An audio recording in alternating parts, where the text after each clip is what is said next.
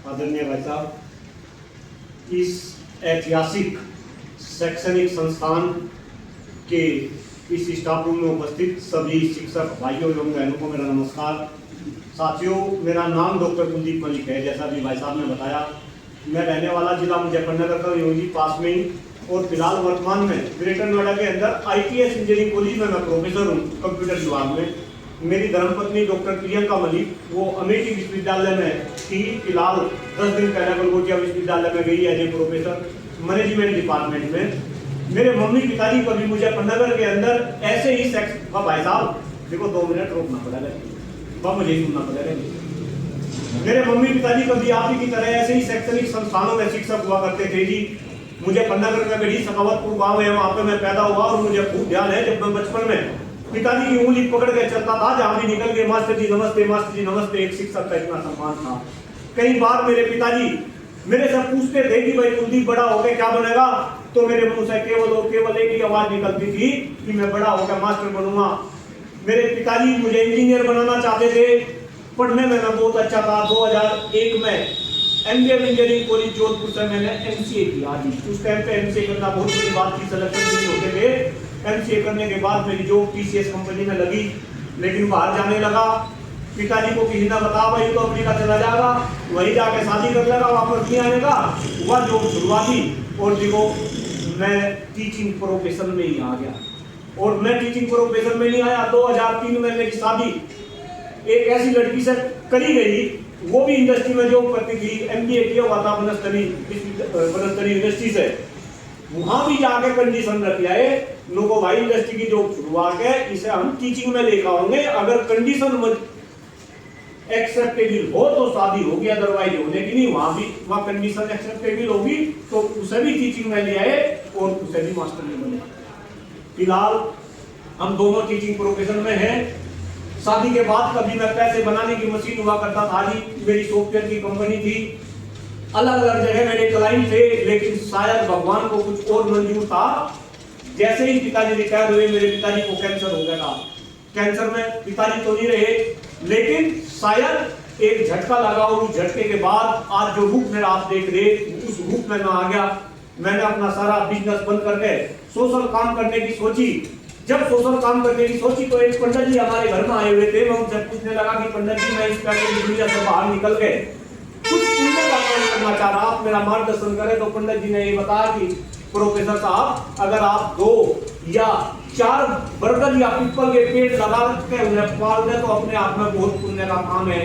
तब से पेड़ लगाने शुरू करें, और आज कितने पेड़ लगा दिए ये तो शायद आने वाले टाइम में आपको पता चलेगा। अभी भी कुछ पेड़ गाड़ी में रखे, 1-2 पेड़ आपका भी यहाँ जो है बरगद का हम लगा के जाएंगे।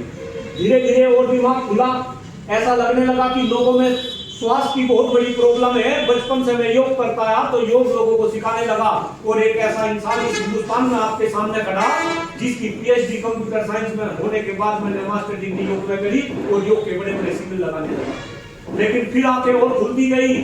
फिर एक और गंभीर समस्या का पता चला। उस समस्या का सबको पता है, लेकिन उसके बारे में बोलता कोई नहीं। वो है हमारे देश की बढ़ती हुई जनसंख्या, आबादी। उसके खिलाफ पूरे हिंदुस्तान में एक बड़ा आंदोलन चलाया, और ये काम करते करते बस मैं एक गलती अपने जीवन में कर बैठा कि जब ये सारे के सारे काम कर रहा था, उसी समय 2020 में MLC शिक्षक का चुनाव हुआ, और उस चुनाव में लोगों ने मुझे वो चुनाव लड़वाया। मेरी खासियत ये है कि प्लीज बुरा मत मानना, नींद कड़वा होता है लेकिन हितकारी बहुत है। आप सब यहाँ मोस्टली सरकारी क्षेत्र में काम करने वाले साथी मेरे सामने बैठे, लेकिन डॉक्टर कुलदीप मलिक प्राइवेट क्षेत्र में काम कर रहा, और प्राइवेट क्षेत्र में काम करने वाले शिक्षक की इतनी हिम्मत नहीं कि वो अपने मालिक के सामने खड़ा होकर अपने विचार की रखे। तो ये घंटी मेरे गले में बांधी गई, और मैं चुनाव लड़ा। 9 के 9 जिलों में, मेरठ सहारनपुर मंडल में मैं तापातोड़ घुमा, चूंकि मैं सबसे लास्ट में प्रत्याशी के रूप में लोगों के सामने आया था, और मैंने बिल्कुल गंभीरता से आपके बीच में इस बात को कह रहा कि मैंने एक भी वोट नहीं बनवाई। लेकिन 9 के 9 जिलों में घूमा, मैं आपके विद्यालय में भी आया। कुछ साथी मुझे तब भी यहाँ पे मिले हुए, कुछ साथी हो सके 1-2 साथी मुझे सोशल मीडिया पे भी जानते हो।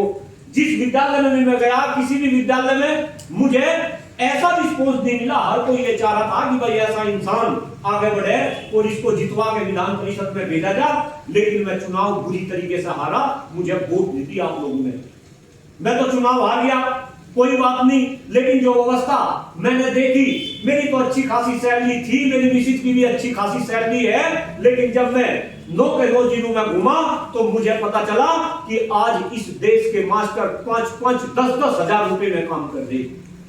एक मजदूर भी इस देश में 500 रुपए की दाढ़ी पे काम करके 15,000 रुपए महीने का कमाता है, लेकिन देश के मास्टर 5-5, 10-10 हजार रुपए में काम कर रहे हैं। और देश के नेता इस देश को विश्वगुरु बनाने की बात कर रहे हैं कि 2047 तक इस देश को हम क्या बना देंगे, विश्वगुरु बना देंगे, विकसित बना देंगे। जिस देश में शिक्षकों का सम्मान खत्म हो, जिस देश में शिक्षकों को सामाजिक, आर्थिक और राजनीतिक रूप से खत्म कर दिया गया हो, तो साथियों बताओ क्या वो देश कभी विश्वगुरु बन सकता है क्या जी? अगर देश ये कभी विश्वगुरु था तो केवल और केवल उसमें शिक्षा व्यवस्था का बहुत बड़ा रोल था। नालंदा, तक्षशिला जैसे विश्वविद्यालय हमारे देश के अंदर थे, विदेशों से यहाँ बच्चे पढ़ने के लिए आते थे और ज्ञान हम पूरे विश्व के अंदर अपना बढ़ा रहे थे। आज जितना हमारा शिक्षा का बजट नहीं, उससे ज्यादा खर्च हमारे बच्चे बाहर विदेशों में पढ़ने के लिए जा रहे और उससे ज्यादा खर्च वहां पे हो रहा। आप देखिए इस देश की शिक्षा व्यवस्था, गरीब का बच्चा कहीं पढ़ेगा, अमीर का बच्चा कहीं पढ़ेगा, फिर दोनों बच्चे कंपटीशन के लिए आएंगे, सरकार करेगी पेपर लीक। इस देश में 40-40 लाख रुपए में नीट के पेपर बिकेंगे, यानी देश में फर्जी डॉक्टर बनेंगे, फर्जी इंजीनियर बनेंगे, फर्जी ब्यूरोक्रेट्स बनेंगे। हम सबको ये बात पता है, शिक्षक को इस बात का पता है, लेकिन आज का शिक्षक खामोश है जी। आज का शिक्षक बोल नहीं रहा। मैं तो कई बार चंभित होता हूं, अलग अलग न्यूज चैनल पर भी आज के बाद आप मुझे डिबेट में देखेंगे। मैंने तो वो दौर देखा जब छोटा था, मम्मी पिताजी को देखता था, अगर मुजफ्फरनगर जिले के अंदर कोई भी नेता बना तो वो हमारे घर आके मेरे मम्मी पिताजी का आशीर्वाद लेता था। लेकिन आज शिक्षक नेताओं के पैर छू रहे। हम सोसाइटी के अंदर शेर हुआ करते थे, लेकिन आज हम सोसाइटी के अंदर गिद्दड़ बन रहे, हम चूहे बन रहे। डॉक्टर कुलदीप मलिक आने वाले समय में चुनाव लड़ेगा नहीं लड़ेगा ये तो आने वाला समय बताएगा। लेकिन मैं तो आपसे हाथ जोड़ के केवल और केवल इतना निवेदन कर रहा कि भाई शेर बन जाओ, शेरनिया बन जाओ। अगर आप शेर ना बने, अगर आप शेरनिया ना बने, तो हो सके आने वाले समय में आप ऐसे खत्म हो जाओगे जैसे गधे के सिर से सींग गया। चुनाव के बाद में तो आपकी धाराएं भी पढ़ने लगा, धीरे धीरे आपकी धाराएं कमजोर करी जा रही, चाहे वो धारा 22 हो, चाहे धारा 20 हो, चाहे धारा 21 हो। और धीरे धीरे ये सारे शैक्षणिक संस्थान, गर्व हो रहा था जब मैं तो उम्मीद भाई साहब से कल बात करी, आपके विद्यालय में 4000 बच्चे पढ़ रहे। सहारनपुर का मेरे ख्याल से टॉप मोस्ट विद्यालय है, ये ऐतिहासिक विद्यालय है, ये ऐसा विद्यालय है जिसका उद्घाटन, लैब का उद्घाटन इंदिरा गांधी करेगी। ये सारे के सारे विद्यालय आने वाले समय में ये सारे के सारे प्राइवेट क्षेत्र में आएंगे जी। ये डॉक्टर कुलदीप मलिक इस बात को बोल रहा। अभी मैं एक भाई से बात कर रहा था, 3 दिन पहले मैं मवाने के अंदर था, एक प्रिंसिपल साहब ने मुझे बोला कि प्रोफेसर साहब हमेशा सरकार के खिलाफ बोलते रहते हो, देखो 4 पियोन हमारे पास में भी आए, सरकार ने दिए। मैं उनकी सैलरी पूछने लगा, मुझे पता चला 10,700 रुपए कट पीट कर 7,000 रुपए पियोन को मिले। एक बात बताओ भाई, उस पियोन का बीवी नहीं है क्या, उस पियोन के बच्चे नहीं है क्या?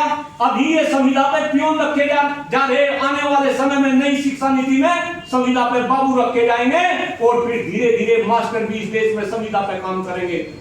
आप एकजुट हो जाओ, आपकी पेंशन खत्म कर दी गई। मुझे पता, मेरे पिताजी जब गए, पिताजी की 40% पेंशन भी मेरी मम्मी को मिलने लगी। ध्यान से सुने कि व्यवस्था कैसी है। मम्मी की पेंशन अलग थी, पिताजी चले गए, पिताजी की भी 40% पेंशन मम्मी को मिलने लगी। कई बार मेरी मम्मी मुझे अपने कमरे में बुलाती, भाई कुलदीप कमरे में आ जा, और फिर कहती है वो भी बुला ले, हम दोनों चले जाते।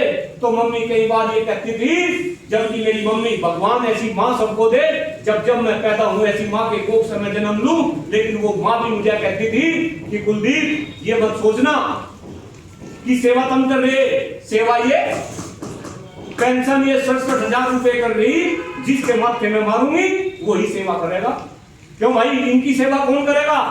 आपको तो ये नेता, आप इनको जितवाओगे, विधान परिषद में भेजोगे, ये पुरानी पेंशन स्कीम के तहत पेंशन लेंगे और तुम्हें नई पेंशन स्कीम के तहत पेंशन 700 रुपए या 800 रुपए आपने देखा होगा कई जगह के एग्जाम्पल, आप पेंशन पाओगे। और दुर्भाग्य है कि जब नेता ये कहेंगे कि इस देश को हम विश्व गुरु बना देंगे, गुरु भी इन नेताओं की बात पे आज क्या बजा रहे, ताली बजा रहे। अरे भाइयों मुझे बताओ, जिस देश में शिक्षा का बजट जीडीपी का 2 कुछ हो, और फिलहाल तो जो सरकार चल रही, मैं किसी का नाम लेना नहीं चाहता, 20 साल में सबसे कम बजट आपकी शिक्षा व्यवस्था का जी। बस मैं तो ये जानना चाह रहा भाई, क्यों नहीं बोलते, क्यों नहीं एकजुट होते। और देखो मैं फिर कह रहा, इस बात को मत मानना कि मैं चुनाव लड़ूंगा या मैं आपसे वोट मांगने के लिए आया। और मुझे तो पता, कुछ लोग मुझे ये भी कहते हैं कि भाई कुलदीप, सरकारी में तो तू जाए ना करे एडिट में, अरे तो अलग अलग संगठन बैठ रहे, ये संगठन आपकी कब तक चलेंगे। आपकी कोई भी संगठन का आदमी आओ, आप हर संगठन को पैसा देते हैं। संगठन, मैं तो कह रहा, सारे संगठन एकजुट क्यों नहीं हो सकते, सब एक मंच पे क्यों नहीं आ सकते। इस देश में शिक्षक का मतलब, चाहे वो सरकारी क्षेत्र में काम करने वाला शिक्षक हो या प्राइवेट क्षेत्र में काम करने वाला शिक्षक हो, जब तक सारे शिक्षक संगठित नहीं होंगे, आप इसी तरीके से लुटते रहेंगे, पिटते रहेंगे, और धीरे धीरे समय ऐसा आ जाएगा कि आप ऐसे खत्म हो जाओगे जैसा गधे के सिर से सींग गया हो। साथियों, मैंने कुछ गलत बोला हो भाई मुझे क्षमा करना, अदरवाइज नीम कड़वा हो लेकिन हितकारी बहुत हो। आप अपने आप को समझो, आप समझो आप सोसाइटी के अंदर शेर थे, लेकिन आपको क्या बना दिया गया। आजादी से पहले इस देश को आजाद करवाने में शिक्षकों ने कितना बड़ा योगदान दिया। आजादी के बाद इस देश में राजनीति में शिक्षक हुआ करते थे हर पार्टी के अंदर, और इस देश में ऐसा समय था जब देश का प्रधानमंत्री भी शिक्षक था और देश का राष्ट्रपति भी शिक्षक था। मैं मनमोहन सिंह और प्रणब मुखर्जी की बात कर रहा। लेकिन आज शिक्षकों का राजनीति में कोई अधिकार नहीं, और मुझे पता कि शिक्षकों को खत्म केवल और केवल इस वजह से करा जा रहा क्योंकि शिक्षक इस समाज का सबसे जागरूक इंसान है। अगर शिक्षक बात समझने लगे, अगर शिक्षक जाति धर्म संप्रदाय मंदिर मस्जिद से ऊपर उठ के इन नेताओं से ये पूछने लगे कि आने वाले टाइम में इस देश में कैसे बच्चों को शुद्ध हवा मिलेगी, कैसे शुद्ध पानी मिलेगा, कैसे शुद्ध खाद्यान्न मिलेगा, इस देश की शिक्षा व्यवस्था अच्छी कैसी होगी, तो फिर इन नेताओं की दुकान क्या हो जाएगी, बंद हो जाएगी, और दोबारा से शिक्षक राजनीति में आएंगे। देश को चलाने वाले शिक्षक होंगे ये अनपढ़ जाहिल गवार धूर्त किस्म के इंसान, ये राजनीति छोड़कर भाग जाएंगे। भाई ज्यादा कुछ ना कहते हुए चूंकि बोलता हूं, बड़ी पीड़ा होती है। मैं तो आपसे हाथ जोड़कर निवेदन कर रहा कि किसी को एमएलसी बना लो, किसी को एमपी बना लो, किसी को नेता बना लो, लेकिन केवल और केवल इस बात को ध्यान रखो कि जो इंसान आपकी बात को ऊपर उठा सकता हो, आप उस इंसान को अपना वोट दो। 25 तारीख से डॉक्टर कुलदीप मलिक ने इस देश में एक कार्यक्रम की शुरुआत करी। उस कार्यक्रम का नाम है शिक्षा पे चर्चा। मैंने अपनी मम्मी की पहली पुण्यतिथि पे ग्रेटर नोएडा में एक प्रोग्राम करके इस कार्यक्रम की शुरुआत करी, और साथियों मुझे बताते हुए खुशी हो रही कि जब उस कार्यक्रम के लिए मैंने लोगों को इनवाइट करा तो आदरणीय विजय बंधु जी, जो पुरानी पेंशन बहाली के लिए संघर्ष कर रहे, वो भी मेरे कार्यक्रम में आए। कई एमएलसी मेरे कार्यक्रम में आए। मैंने जितना लोग सोचा था उससे कई गुना लोग आए। मैं और उत्साहित हुआ और मुझे लगा कि नहीं कुलदीप, तेरी आवाज देश के अंदर गूंजेगी और शिक्षक दोबारा इस सोसाइटी के अंदर शेर बन सकता है। तो देखो भाई, मैं तो घर से बंजारा हो रहा, सुबह सुबह निकल लूं, 2 दिन कॉलेज में रहूं, बाकी ऐसे ही आपको जागरूक करने का काम कर रहा। जिस विद्यालय में जा रहा 1-2 बरगद का पेड़ भी लगा रहा, ताकि आप उस पेड़ को देखते रहे और आपको मेरी याद आती रहे। मैं कहीं पे गलत हूं, आप लोग मेरा मार्गदर्शन करेंगे। अदरवाइज मैंने ओमवीर जी का नंबर लिया, भाई साहब का भी नंबर लिया, मैं इनको एक ग्रुप में ऐड करूंगा, एडमिन बना दूंगा जी। आपसे निवेदन है भाई साहब, इन सभी साथियों को आप उसमें जोड़ देना। अदरवाइज ध्यान रखना, जो सरकारी क्षेत्र में काम कर रहे वो भी ये ना सोचे कि हम सरकारी क्षेत्र में काम कर रहे, आने वाले समय में आपको भी संविदा पे काम करना पड़ सकता है। इस आशा के साथ मैंने कुछ गलत कहा हो, आप सभी, क्योंकि मैं तो बहुत सारे लोगों से तो छोटा हूं जी, आप मुझे माफ करेंगे। अदरवाइज जय हिंद, जय भारत, जय शिक्षक समाज, बहुत बहुत धन्यवाद। Thank you.